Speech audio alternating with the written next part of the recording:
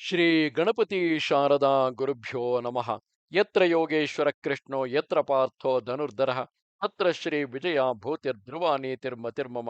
ಶ್ರೋತೃಗಳಿಗೆ ಶ್ರೀ ಅಳಸಿಂಗರಾಚಾರ್ಯ ವಿರಚಿತ ಶ್ರೀ ವ್ಯಾಸ ಮಹರ್ಷಿ ಪ್ರಣೀತ ಶ್ರೀಮನ್ ಮಹಾಭಾರತದ ಶಾಂತಿ ಪರ್ವದಲ್ಲಿ ಕಳ್ಳನಾಗಿದ್ದರೂ ಅವನು ಶಾಸ್ತ್ರ ಮರ್ಯಾದೆಗಳನ್ನು ಅನುಸರಿಸುತ್ತಿದ್ದರೆ ಸದ್ಗತಿಯನ್ನೇ ಹೊಂದುವನೆಂಬುದಕ್ಕೆ ನಿದರ್ಶನವಾಗಿ ಭೀಷ್ಮನು ಯುಧಿಷ್ಠಿರನಿಗೆ ಕಾಪಶ್ಯನ ಚರಿತ್ರೆಯನ್ನು ವಿವರಿಸಿದುದು ಎಂಬ 135ನೆಯ ಅಧ್ಯಾಯಕ್ಕೆ ಸ್ವಾಗತ. ಕಳ್ಳನಾದರೂ ಮನುಷ್ಯನು ತನ್ನ ಮರ್ಯಾದೆಯನ್ನು ಕಾಪಾಡಿಕೊಂಡಿದ್ದ ಪಕ್ಷದಲ್ಲಿ ಅವನು ಸಿದ್ಧಿಯನ್ನು ಪಡೆಯುವನು ಎಂಬುದಕ್ಕೆ ಉದಾಹರಣವಾಗಿ ಪೂರ್ವಿಕರು ಒಂದು ಇತಿಹಾಸವನ್ನು ಹೇಳಿರುವರು. ಹಿಂದೆ ಕಾಪಶ್ಯನೆಂಬ ಬೇಟೆಗಾರನೊಬ್ಬನು ಕಳ್ಳತನದಿಂದಲೇ ಸಿದ್ಧಿಯನ್ನು ಪಡೆದಿರುವನು. ಅವನು ಕ್ಷತ್ರಿಯನಿಂದ ಒಬ್ಬ ಬೇಡತಿಯಲ್ಲಿ ಜನಿಸಿದವನು. ಅವನು ಕ್ಷತ್ರ ಧರ್ಮವನ್ನೇ ಹಿಡಿದು ಧನುರ್ವಿದ್ಯೆಯಲ್ಲಿ ನಿಪುಣನಾಗಿ ಬುದ್ಧಿವಂತನು, ಶೂರನು, ವಿದ್ಯಾವಂತನೂ ಆಗಿದ್ದನು. ಅವನು ಕ್ಷತ್ರಿಯರಂತೆ ಕೊಲೆಗೆಲಸವನ್ನೇ ಮಾಡುತ್ತಿದ್ದರೂ ಕ್ರೂರ ಸ್ವಭಾವವಿಲ್ಲದೆ ಆಶ್ರಮವಾಸಿಗಳ ಧರ್ಮವನ್ನು ಅನುಸರಿಸುತ್ತಾ ಬ್ರಾಹ್ಮಣರಿಗೆ ಹಿತನಾಗಿ ಹಿರಿಯರನ್ನು ಪೂಜಿಸುವನು. ಹಗಲು ರಾತ್ರಿ ಅರಣ್ಯದಲ್ಲಿ ಕಾಡು ಮೃಗಗಳನ್ನು ಬೇಟೆಯಾಡುವನು. ಮೃಗ ಜಾತಿಗಳ ಲಕ್ಷಣಗಳನ್ನೆಲ್ಲ ತಿಳಿದು ನಿಷಾದ ಜಾತಿಯಲ್ಲಿ ತಾನು ಪ್ರಮುಖನೆನಿಸಿದ್ದನು. ಅವನು ವನ ಪ್ರದೇಶಗಳನ್ನೆಲ್ಲ ಚೆನ್ನಾಗಿ ಬಲ್ಲವನು. ಪಾರಿಯಾತ್ರವೆಂಬ ಪರ್ವತ ಪ್ರದೇಶಗಳಲ್ಲಿಯೇ ಸದಾ ಸಂಚಾರ ಮಾಡುತ್ತಿದ್ದನು. ಅವನು ಎಲ್ಲ ವರ್ಣ ಧರ್ಮಗಳನ್ನು ತಿಳಿದಿದ್ದನು. ಅವನು ಬಿಟ್ಟ ಬಾಣಗಳೊಂದು ವಿಫಲವಾಗವು. ದೃಢವಾದ ಆಯುಧಗಳುಳ್ಳವನು. ನೂರಾರು ಸೈನ್ಯಗಳನ್ನು ಏಕಾಕಿಯಾಗಿ ಭೇದಿಸಬಲ್ಲನು. ಅವನು ಅರಣ್ಯದಲ್ಲಿ ಇದ್ದುಕೊಂಡೇ ವೃದ್ಧರಾದ ತನ್ನ ತಂದೆ ತಾಯಿಯರನ್ನು ಉಪಚರಿಸುತ್ತಾ ಅವರಿಗೆ ಉತ್ತಮವಾದ ಮದ್ಯ ಮಾಂಸಗಳನ್ನು, ಗೆಡ್ಡೆ ಗೆಣಸು, ಹಣ್ಣು ಹಂಪಲುಗಳನ್ನು ಒದಗಿಸಿ ತಂದುಕೊಡುವನು. ಮತ್ತು ಅವನು ಅರಣ್ಯವಾಸಿಗಳಾದ ಸನ್ಯಾಸಿಗಳನ್ನು, ಬ್ರಾಹ್ಮಣರನ್ನು ರಕ್ಷಿಸುತ್ತಾ ಅವರಿಗಾಗಿಯೂ ವನ ಮೃಗಗಳನ್ನು ಕೊಂದು ತರುತ್ತಿದ್ದನು. ಬೇಟೆಗಾರನು ತಂದಿಟ್ಟ ಆಹಾರವೆಂದು ಅದನ್ನು ಯಾರಾದರೂ ಒಲ್ಲದ ಪಕ್ಷದಲ್ಲಿ ಆತನು ರಹಸ್ಯವಾಗಿ ತಾನು ಬೆಳಿಗ್ಗೆ ಮಾಂಸವನ್ನು ತಂದು ಅವರವರ ಮನೆಗಳಲ್ಲಿ ಇಟ್ಟು ಹೋಗುವನು.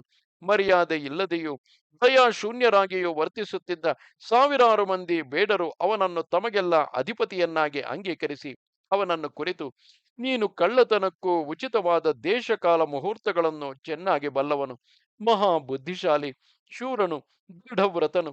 ಆದುದರಿಂದ ನಮ್ಮೆಲ್ಲರಿಗೂ ನೀನು ಯಜಮಾನನಾಗಿರಬೇಕು. ನೀನು ಹೇಳಿದಂತೆ ನಾವು ನಡೆದುಕೊಳ್ಳುವೆವು. ತಂದೆ ತಾಯಿಯರು ತಮ್ಮ ಮಕ್ಕಳನ್ನು ರಕ್ಷಿಸುವ ಹಾಗೆ ನೀನು ನಮ್ಮನ್ನು ಕಾಪಾಡಬೇಕು ಎಂದು ಬೇಡಿಕೊಂಡರು. ಆಗ ಕಾಪಶ್ಯನು, ಇನ್ನು ಮೇಲೆ ನೀವೆಲ್ಲರೂ ನಾನು ಹೇಳುವ ಧರ್ಮದಿಂದ ನಡೆಯಬೇಕು. ಹೆಂಗಸರನ್ನು, ಮಕ್ಕಳನ್ನು, ಭೀರುಗಳನ್ನು, ತಪಸ್ವಿಗಳನ್ನು ಕೊಲ್ಲಬಾರದು. ಇದಿರಾಗಿ ಬಂದು ಯುದ್ಧಕ್ಕೆ ನಿಲ್ಲದವನನ್ನು ಹೊಡೆಯಬಾರದು. ಸ್ತ್ರೀಯರನ್ನು ಬಲಾತ್ಕಾರದಿಂದ ಸೆಳೆಯಬಾರದು. ಎಂತಹ ಪ್ರಾಣಿಯನ್ನು ಕೊಂದರೂ ಸ್ತ್ರೀಯರನ್ನು ಮಾತ್ರ ಕೊಲ್ಲಬಾರದು. ಯಾವಾಗಲೂ ಗೋಬ್ರಾಹ್ಮಣರ ವಿಷಯದಲ್ಲಿ ಕ್ಷೇಮವನ್ನೇ ಚಿಂತಿಸಬೇಕು. ಅವರ ಕ್ಷೇಮಕ್ಕಾಗಿ ಕೆಲವು ವೇಳೆ ನೀವು ಯುದ್ಧವನ್ನು ಮಾಡಬೇಕಾಗುವುದು. ಪೈರುಗಳನ್ನು ಕೆಡಿಸಬಾರದು.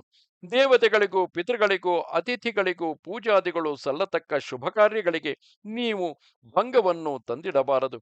ಎಲ್ಲ ಪ್ರಾಣಿಗಳಲ್ಲಿ ಬ್ರಾಹ್ಮಣನು ಉತ್ತಮನೆನಿಸಿರುವುದರಿಂದ ಅಂತಹ ಸಾಧುಗಳಾದ ಬ್ರಾಹ್ಮಣರ ಕಷ್ಟಗಳನ್ನು ತಪ್ಪಿಸಲು ಯತ್ನಿಸಬೇಕೇ ಹೊರತು ಅವರಿಗೆ ನೀವು ಕೇಡನ್ನು ಮಾಡಬಾರದು. ಅವರನ್ನು ಎಲ್ಲ ವಿಧದಿಂದಲೂ ಪೂಜಿಸಬೇಕು. ಬ್ರಾಹ್ಮಣರ ಕೋಪಕ್ಕೆ ಯಾರು ಗುರಿಯಾಗುವರೋ ಅಂತಹವರಿಗೆ ಭಂಗ ಉಂಟಾಗುವುದು ನಿಶ್ಚಯವು. ಮೂರು ಲೋಕಗಳಲ್ಲಿ ಯಾರೂ ಅವರನ್ನು ರಕ್ಷಿಸಲಾರರು. ಬ್ರಾಹ್ಮಣರನ್ನು ಅವಮಾನಗೊಳಿಸಿ ಅವರಿಗೆ ಕೇಡನ್ನು ಬಯಸುವವನಿಗೆ ಸೂರ್ಯೋದಯದ ಮುಂದೆ ಕಗ್ಗತ್ತಲೆಗೆ ಹೇಗೋ ಹಾಗೆ ನಾಶವು ಸಿದ್ಧವು. ನೀವು ಇದೇ ಕಟ್ಟುಪಾಡಿನಲ್ಲಿದ್ದು ಅದಕ್ಕೆ ತಕ್ಕ ಫಲವನ್ನು ಸುಖವಾಗಿ ಹೊಂದಬಹುದು.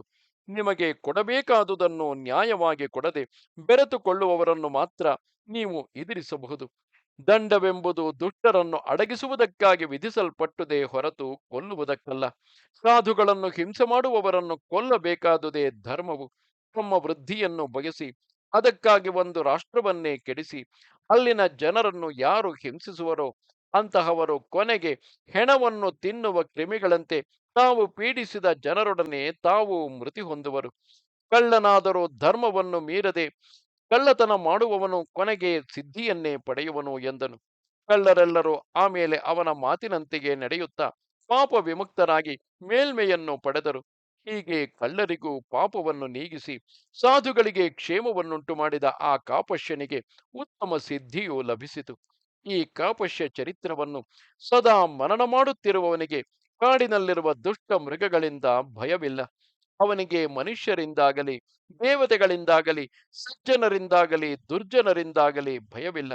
ಅಂತಹವನು ಕಾಡುಗಳಲ್ಲಿಯೂ ರಾಜನಿಗೆ ಸಮಾನನಾಗಿ ಬಾಳುವನು. ಇದು 135ನೆಯ ಅಧ್ಯಾಯವು.